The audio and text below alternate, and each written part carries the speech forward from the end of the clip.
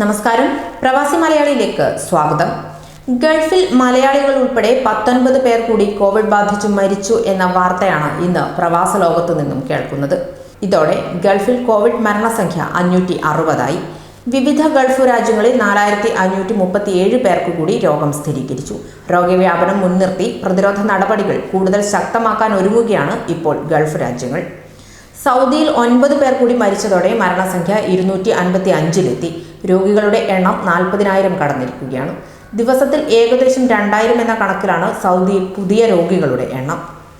കുവൈത്തിൽ ഇന്ത്യക്കാർ ഉൾപ്പെടെ 7 പേർ കൂടിയാണ് ഇന്നലെ മരിച്ചത്. ഇതോടെ ഇവിടെ മരണസംഖ്യ 65. മരിച്ചവരിൽ ഒരു മലയാളിയും ഉൾപ്പെടും. കോഴിക്കോട് പെരുമണ്ണ് പുളിക്കൽ താഴം സ്വദേശി സുഹൈമാൻ കാരാട്ട് മൊയ്തീനാണ് കുവൈത്തിലെ ജാബിർ ആശുപത്രിയിൽ മരിച്ചത്. ഈ സാഹചര്യത്തിലും UAEയിൽ മരണസംഖ്യയിലും രോഗികളുടെ എണ്ണത്തിലും കഴിഞ്ഞ ദിവസം ഗണ്യമായ കുറവ് രേഖപ്പെടുത്തി. 3 മരണവും 450 പുതിയ കേസുകളും മാത്രമാണ് ഇന്നലെ രേഖപ്പെടുത്തിയത്. ഞായറാഴ്ച 13 മരണവും 800ഓളം രോഗികളുമായിരുന്നു UAEയുടെ കണക്കിൽ. ഖത്തറിൽ രോഗികളുടെ വ്യാപനത്തിൽ കുറവൊന്നുമില്ല. 1103 പേർക്കാണ് ഇന്നലെ രോഗം സ്ഥിരീകരിച്ചത്. രോഗികളുടെ എണ്ണത്തിൽ സൗദി കഴിഞ്ഞാൽ ഖത്തറാണ് രണ്ടാമത്. ഒമാനിലും ബഹ്റൈനിലും സ്ഥിതി കൂടുതൽ നിയന്ത്രണ വിധേയമാണ്. അതേസമയം കോവിഡ് രോഗം പൂർണ്ണമായി സുഖപ്പെട്ടവരുടെ എണ്ണം 28,000 ഉയർന്നു. കടുത്ത നിയന്ത്രണങ്ങൾക്കിടയിലും രോഗവ്യാപനം തുടരുന്ന സാഹചര്യവുമുണ്ട്. സ്ഥിതിഗതികൾ വിലയിരുത്തി നിയന്ത്രണം വിപുലീകരിക്കുന്ന കാര്യം അധികൃതരുടെ പരിഗണനയിലാണ്.